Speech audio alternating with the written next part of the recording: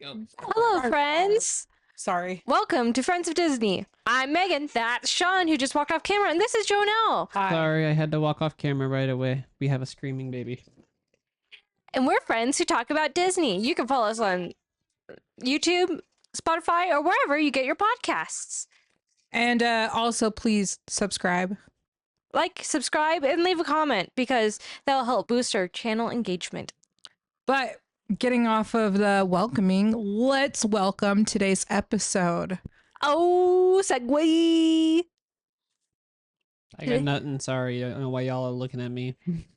We're not looking at you. We're looking at Casper Jr. I know, I was looking at Sean. I thought you were going to say something. No. Okay, well, this week's episode Fine. is Salty. Zack and Cody. More specifically, London being poor. London goes broke. Yes. I don't like this episode. I really like this episode. This episode is brilliant for the show. It finally puts London into a different perspective other than her main character syndrome.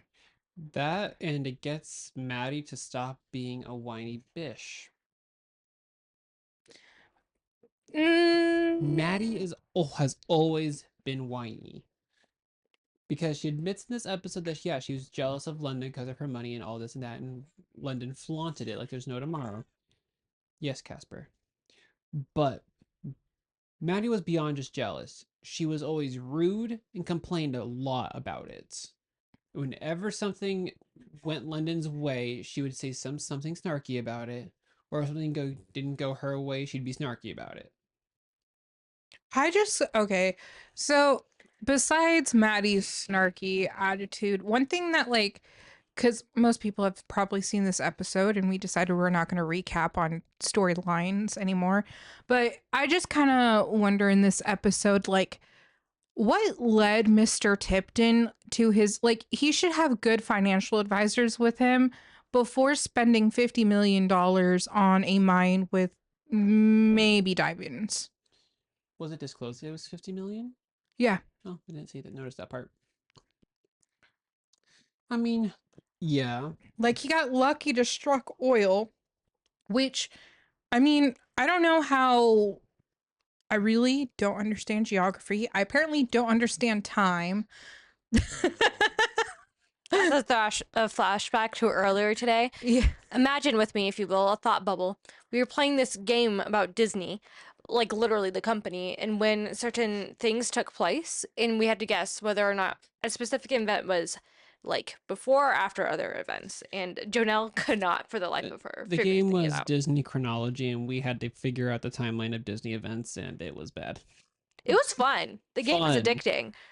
But knowing the history of how, like, fossil creates oil and then how diamonds are made, diamonds are by hard crushed carbon, and fossil fuel, which we use for oil, is from bones that have, like, embedded into the dirt, and then they have, like, continued to decompose to where all there's left is this oil to fracture from in between the layers. Yeah. I mean, it was a bad financial move.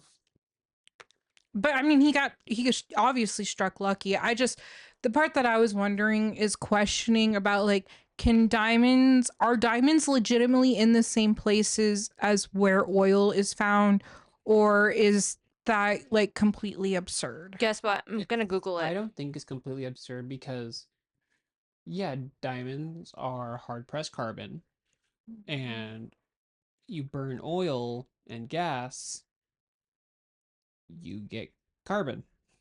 Yeah. So it doesn't sound like that far off. And carbon comes from dead things, and gasoline also comes from dead things. That's why organic chemists love the carbon element, because everything's about carbon to an organic chemist. There's a lot of jokes about it. Yeah, I just wondered because, like, I feel like if you're going to make an investment of $50 million, which is not small by any means, that, like, you would have done some pre-research on the mine that you were going to invest in, and see if there's anything embedded. Okay, hold on. I just found something Go. from Google. Okay. So, yes, while it's not commonly like found in large quantities together, tiny diamond fragments called diamondoids can be found in crude oil deposits, meaning diamonds and oil can technically be found in the same location, Just not typically. but not typically. Yeah, so he was lucky. And for those referencing, like, so just in like short span, like in the episode, Mr. Tipton made a bad investment in a diamond mine. The Tipton family goes broke. And then, so London stays with Maddie, learns what it's like to be poor, and then gets rich again by the end of the episode. Yes. Listen, I have a problem with this episode on Go like on the your A rant. front. Go on your rant. So when Chad and I were watching this episode, I got really upset with the adults. In this, we're just gonna start with the top down. Oh my gosh, London's dad should have had like something in place for London because she's his daughter to go just in case something were to happen. He was just like, he basically like threw his hands up and was like, I don't know. Hey Mosby, this is going down. I'm going to go incognito. Deal with it. Makes me kind of wonder if like he also did this to test London. I don't know. But then like, and then we go to Mosby, who's just like, who told her and was like, yeah, it kind of sucks. But like, this is what's happening. Go find a place to stay. London's a minor. She's a bratty minor. But we have to understand that London's dad never sees her. Ever. That Mosby practically raised her while doing his full-time job. That like all the grown-ups around her basically allow her to be as bratty as she is. Like it's not her fault. Like when she called her friend and was like, "Can I stay with you?" And she was like, "Oh, an asteroid hit your house? Oh, that's awful." And how she genuinely believed it. That's Like so funny. She fell for that. I mean, yeah, and everyone she called was like, "No, you can't stay." That's like Well, she also said that like they're getting back at her for all the times that she did not help them out. And it's, yes, Mosby raised her, but he did it to the best of his ability. right. London wasn't always. We learned this in an episode in like the Christmas episode of Sweet Life on Deck. London didn't used to only care about herself as much as she does. And the thing is she's meant to play such a classic stereotype. Dumb rich kid. But like it's not I don't it's not fault to London in this situation, and I feel like the adults around her were just like, "Ooh, that sucks. You're gonna have to figure it out." I don't know, as someone with my own kid. Well, okay. None of the adults said, "Oh, you got to figure it out." They kind of did though. Carrie offered to let London stay, and London didn't want it. She wanted somewhere else. But she also was Maddie- like, "Ooh, look at London's clothes." Okay, who doesn't look at, ooh, nice clothes that are on sale? Yeah, but like that's coming from like a child who lost everything. You're looking at this through a specific set of eyes, hon. Yeah. I am. I mean, to be fair, once she became rich at the episode, she probably just bought all her clothes back. Also, I think it's really interesting that like all of London's things got put up for sale, but like the hotel itself wasn't. Yeah, so I also did think about that during this episode. So what happened was obviously Tipton was declared broke. He had not actually, it's hard to file for bankruptcy in like a single day. So what probably happened was like his stocks went down because he lost $50 million from his investment, which was probably more than half of his equity. So what he started doing was getting rid of half of his equity, which was London and all of her bougie assets. But the hotel is a revenue source, so they kept the revenue going.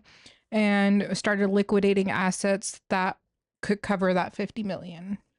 Because bottom line is, as much as London needed all those things, she didn't need that level of stuff. Like, yeah, she needed clothes. She didn't need 500 clothes. She didn't need like so many Thousands of dollars worth of clothes. Yeah.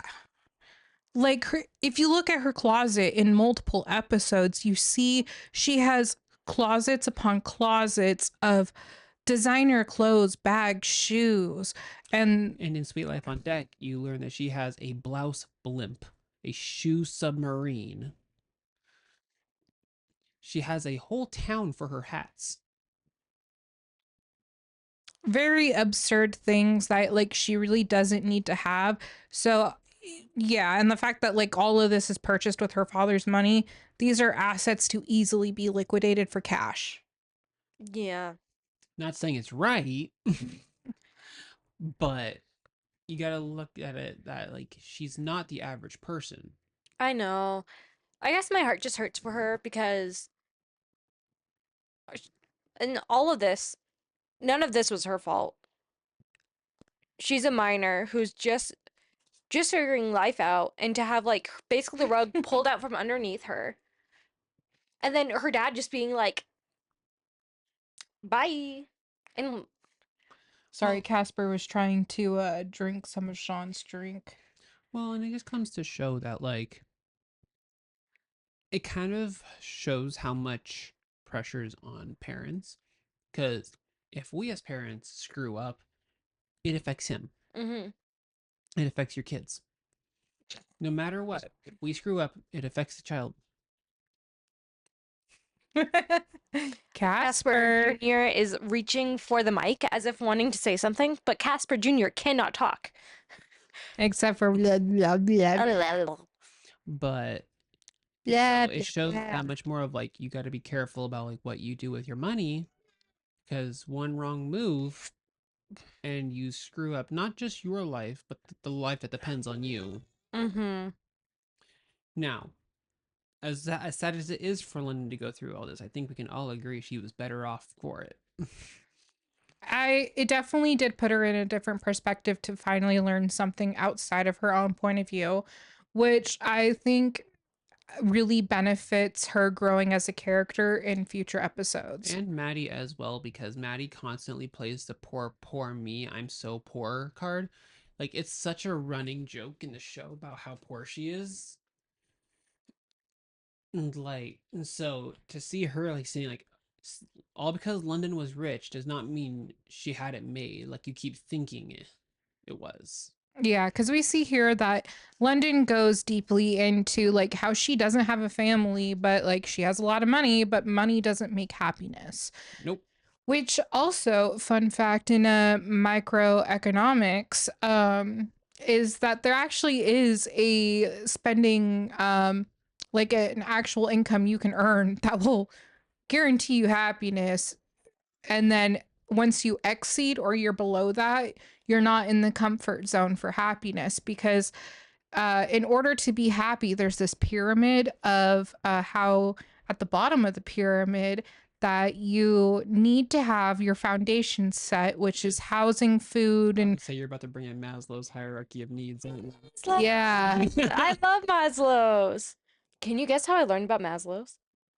Yes. Probably a game theory. It was a game theory episode. We went into this in economics, but I like love Maslow. economics really does help a lot. It's kind of interesting because it's like psychology and business and math put together in one. I actually really enjoy economics. I watched the crash course on it. It's brilliant.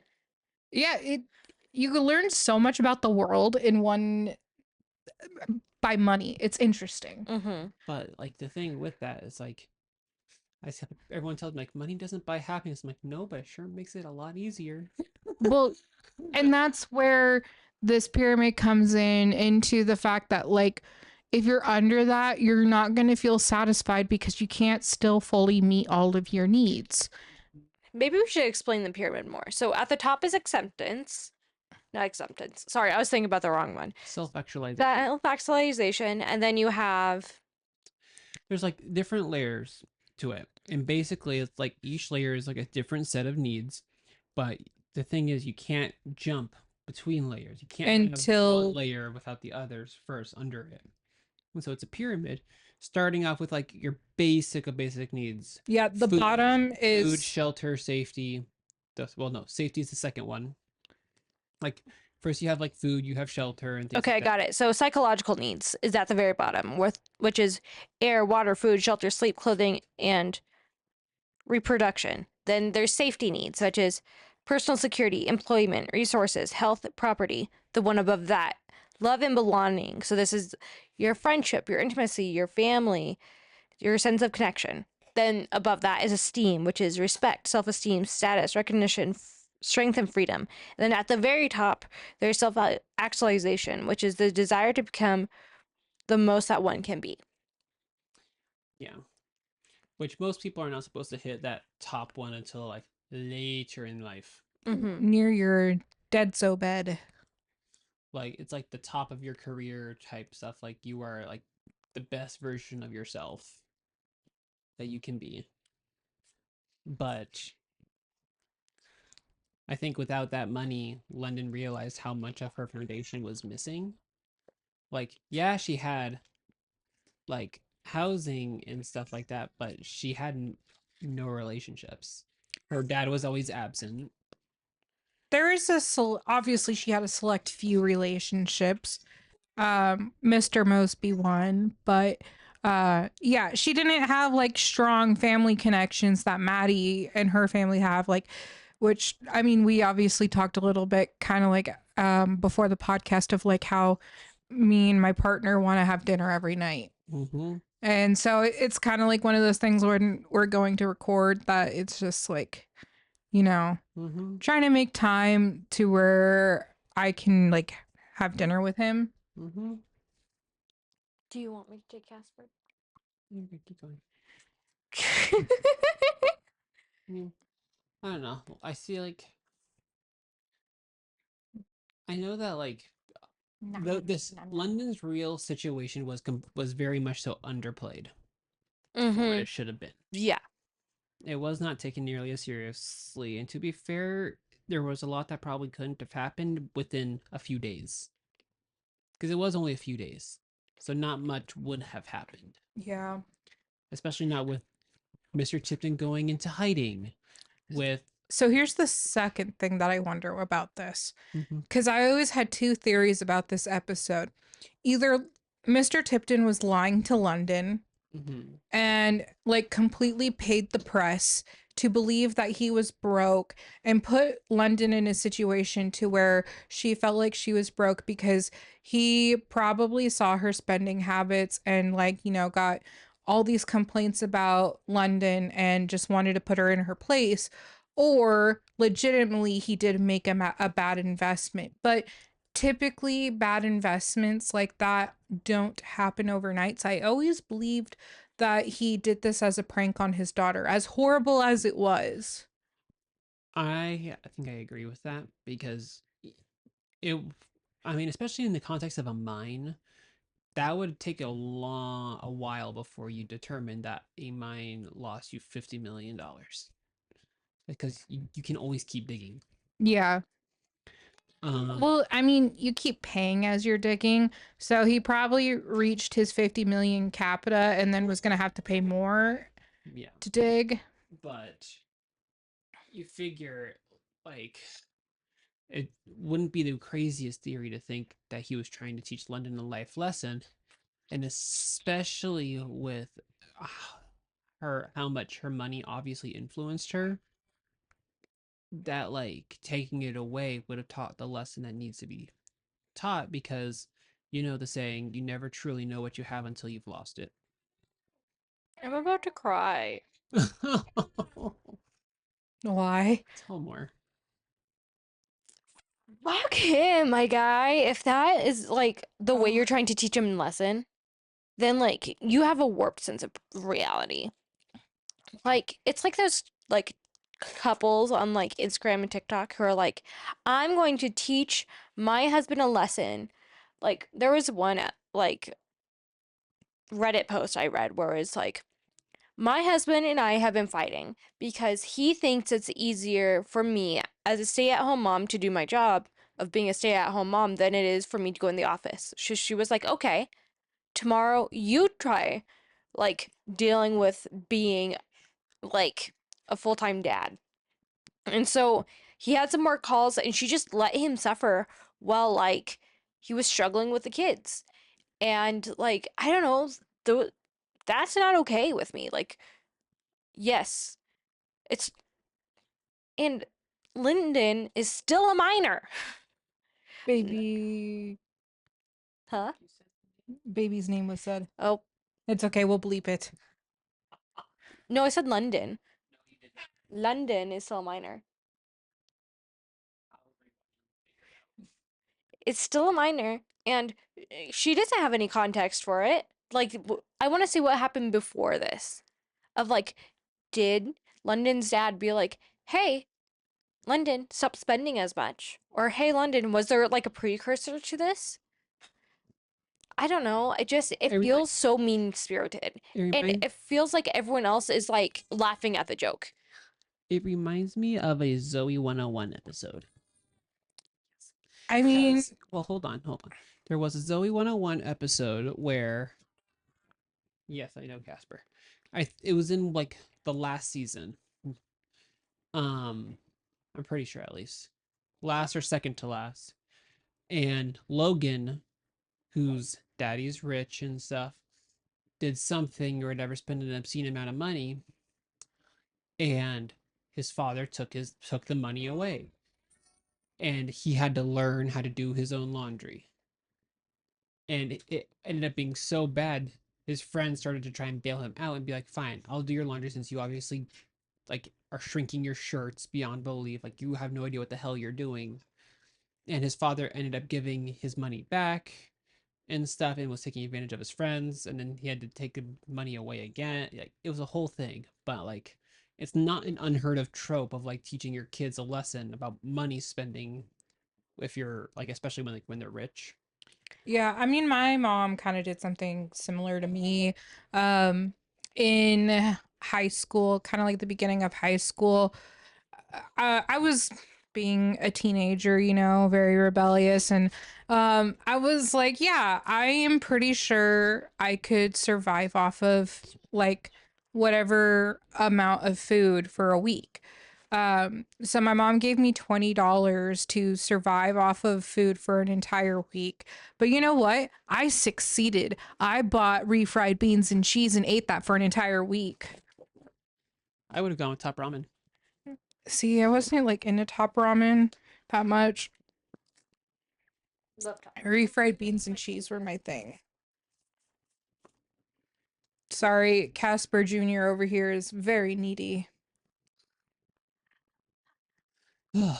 Hi friends. Sorry, I'm now on camera. But no, I think that's the biggest thing. Like obviously seeing London's reaction regarding her money showed how much she depended on it Mm-hmm. as well, which is sad to see. Like we all depend on money for things, but to that level, One as a person who doesn't teenager. need to rely on money. No, not as a teenager. You shouldn't have to rely on money as a teenager or as a child growing up at all. Well, Uh, obviously she lives basically by herself. Practically, yeah. She does whatever she wants. But like in this situation, hold on. Give me back the link. In this situation of that Zoe 101 episode, like I don't know how the father was expecting that to go. If you never taught your kid how to wash a shirt, then they're gonna F up washing a shirt. Like it's not their fault they don't have the skills if you don't teach them the skills. Oh, absolutely. Yeah. And so like to like take away all of London's money, and when Maddie was like, why don't you try getting a job? London doesn't even know how to begin doing that. Mm-hmm. And that's not her fault. It's not her fault, no. But I think the other point to realize here is age. Like, let me clarify London's age. Because she does get held back We learned that in Sweet Life on Deck. Like, she's been in high school a while. But let me see, what's her age here? Oh, Sean, he's hungry. That's not surprising. He's trying to give me a hickey. Okay, yeah, she's 15 in season 1. Just a baby. Yep. Okay. All right, we're back. We're I'm back. so sorry for leaving. That's all good. You guys didn't see any break because I just paused the recording, but we got Casper Jr. all taken care of. But anyways, where were we? See here, London, age. Oh yeah. I think it's just I think about Maddie and how she's already working, goes to school. She's already working on making a living for herself. And as much as it was unfair of a lot of the people around London to be as cold, but I think a lot of them were like, no, you need to buck up. Like, you're staying with Maddie, so you'll see what you need to do. Like, Maddie would have been a great influence on her. Well, I mean, later we do see that Maddie becomes a better influence on London. But, like, I think it's just, like, a lot of people were, like, saw the problem and, like, tried to give, like, a big push to London to, like, okay, we know you're young. We know this is scary. What are you going to do about it? Especially given that her dad is obviously a really smart businessman. It's like, you're made of the same stuff. You can be just as hardworking as he is. You need to do something with that. Yeah, I mean, I definitely like to think more of that the dad was playing a prank on London, as horrible as it was. Again, I don't like to call it a prank as for us. Like, he was trying to teach her a lesson. Yeah. And as harsh as the lesson was, He pulled one of those dad moves that, like, you normally pull on a son. yeah, but I think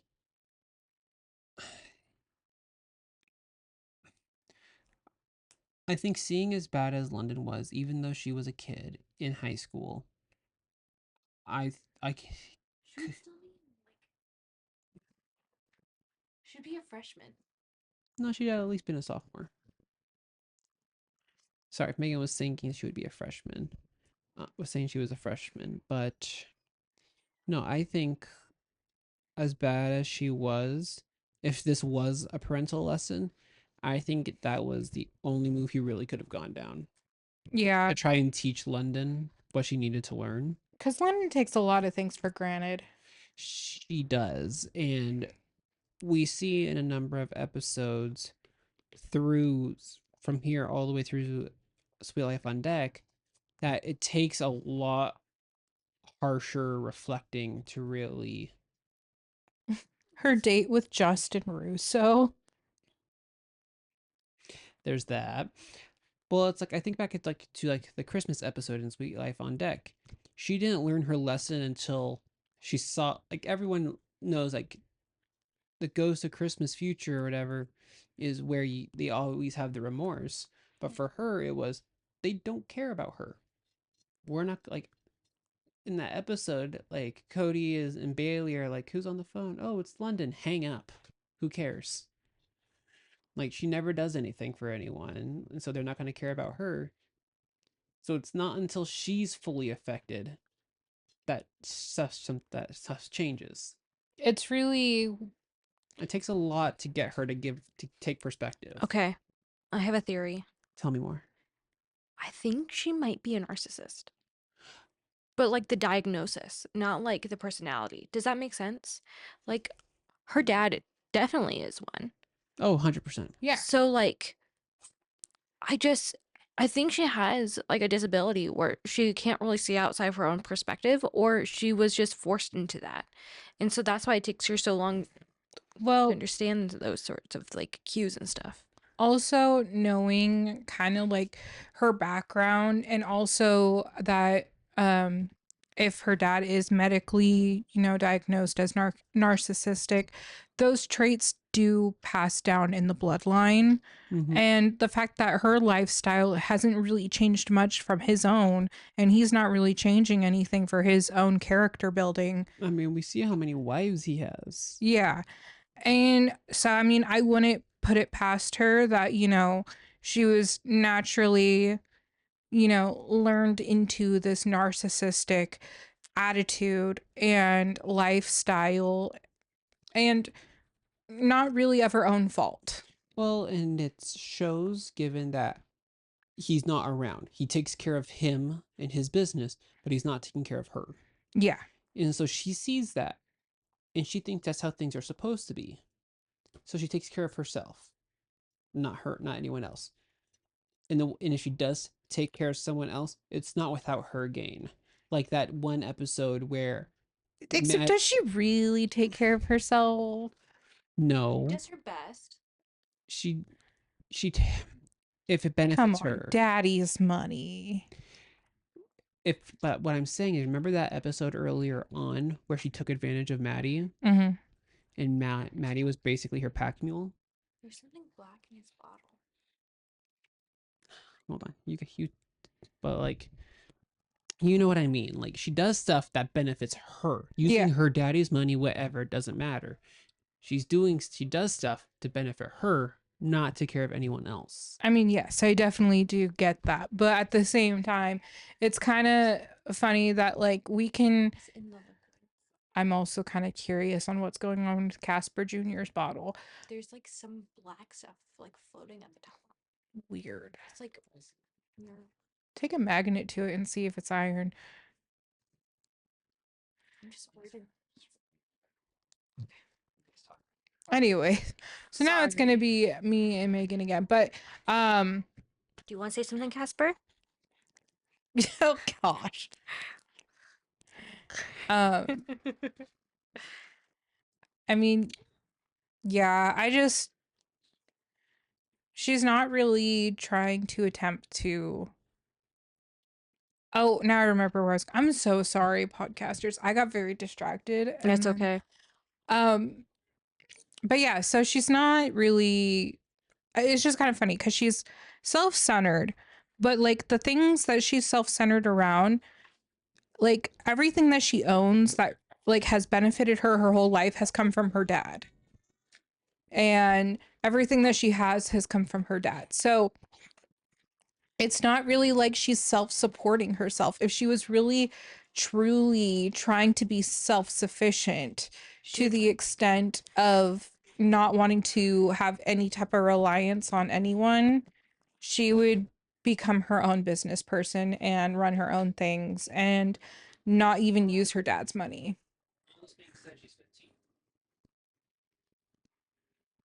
You could still start a business that young. If you're really smart. Sorry, what I was saying was she's only 15, and this only takes place in a couple days. Yes. Okay, let's talk about the B plot before I start, like, sobbing. Well, the B plot's not... I mean, it's just comic relief because of how intense London's really is. You see, you say that, but imagine, just for a second, that you could have been swapped with someone else at the hospital. Yeah, so the B plot is that Zack and Cody are watching a home tape that they realize is their birth video, and they see that there was a period of time where their mom couldn't tell the twins apart. And so they go on this whole thing of like switching personalities and names and everything else. Well, I'm really Zack, and I'm really... Yeah, it's pretty funny. I mean, I still think it's devastating to, like... It's a devastating thought, and it's a really good ploy on the thing of like switched at birth with the same mom. Okay, so Switched at Birth was a really good show, and when I watched that show, I heavily was so influenced by it that like every time I talked, I was using hand gestures as if I knew American Sign Language. Dun dun dun. But I really didn't. But I was just gonna continue on with that. No. One thing I found funny though is that they completely swapped personalities too, as if the name was tied to the personality. Yeah. I'm like, you could still be Zack, but be like you can still be yourself, Zack, but be just Cody, who's the cool guy, and Zack is the bookworm. Like your personalities don't have to change. I just think it's funny that they did that. And then also, like, did you ever think on this episode too, like, if you were ever to have twins, how would you make sure to keep them distinguished apart? Okay, fun fact, I've worked with like 3 sets of twins at my daycare, Mm-hmm. and there was one mom, and that way we could only tell the kids were apart was one freckle. So, one freckle. Otherwise they were completely identical. But the mom would like color match them every day. So like she would come in and tell us, "Oh, this kid is wearing blue and the other kid is wearing purple." So that way we could tell. But you really couldn't most of the time. You would just have to be like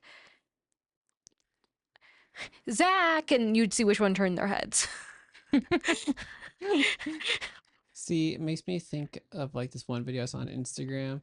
This dad's like yelling at this one little girl who's a twin, and he's like yells at her. Yes, he gives you one name, and the one who's actually that name is comes up and goes, "No, no, no, I'm that person, not her." See, like, I always thought about this just because, like, I mean, obviously kids have kind of been on my mind lately, but besides that point, Because Casper Jr. is magical. yeah, Casper Jr. makes me want to have babies. Casper Jr. makes me want to have babies, and I had Casper Jr. Baby fever. Yeah, the baby fever is really bad right now in Jonelle land. But twins also apparently run in on my father's side of the family from what I've been told. So this episode always did make me kind of think of like, what would I do if I were to have twins? And 100%, I think I would honestly just have like colors assigned to the children until they were old enough to like actually be able to like call and recognize like who I'm asking for. One of the parents I worked with got one, so it was a pair of girls, and got one of them had earrings and one of them didn't. See, I I just thought that was a really weird way to like I distinguish. don't know what I would do because I myself am very I'm the mischievous type. You would F with me so bad. Yes, I would. I would kick you in the be that person balls. that would send twins to a daycare wearing identical clothes. Like I don't like obviously I would have to figure out some way for me to learn how to tell them apart. There was someone who like put a sticker on their kid's foot in their sock to distinguish which twin was which. See, my first interaction with twins was when I was in middle school, and I learned how to tell them apart pretty easily at that point because one had a narrower, pointed jawline and stuff. The other one had a more square jawline, and so it's like, oh, you have the fat face, you're this person. You have the skinny face, you're this person.